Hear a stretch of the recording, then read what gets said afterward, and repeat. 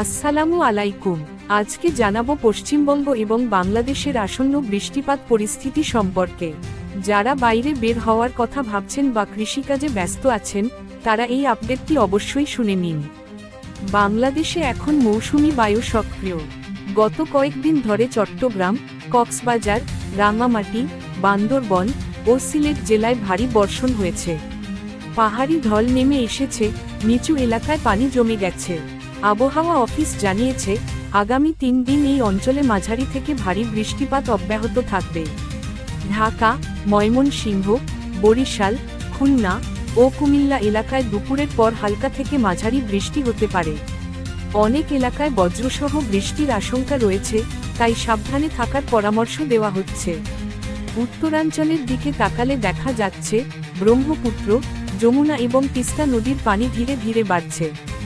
ফলে নদী তীরবর্তী অঞ্চল প্লাবিত হওয়ার সম্ভাবনা থেকে যাচ্ছে। বিশেষ করে গাইবান্ধা, কুড়িগ্রাম এবং লালমনিরহাট এলাকায় সতর্ক জরুরি। এদিকে পশ্চিমবঙ্গেও সক্রিয় হয়েছে মৌসুমি নিম্নচাপ। কলকাতা, হাওড়া, হুগলি, 24 পরগনা, পূর্ব মেদিনীপুর এবং মুর্শিদাবাদে বৃষ্টির পরিমাণ বাড়বে। আবহাওয়া দফতর বলছে, পরবর্তী 48 ঘণ্টায় এই জেলাগুলোর অনেক অংশে ভারী বৃষ্টির সম্ভাবনা রয়েছে। কলকাতার নিচু এলাকাগুলোতে জলাবদ্ধতার ঝুঁকি রয়েছে। দমকা হাওয়া এবং বজ্রপাতের সম্ভাবনা আছে দুপুর থেকে সন্ধ্যার মধ্যে। স্কুল, কলেজ বা অফিসগামীদের ছাতা এবং রেইনকোট সঙ্গে রাখার পরামর্শ দেওয়া হচ্ছে।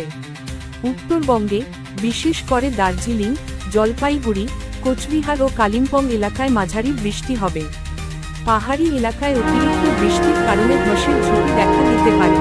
সবশেষে কিছু গুরুত্বপূর্ণ পরামর্শ: বজ্রপাত শুরু হলে খোলা মাঠে না দাঁড়ান।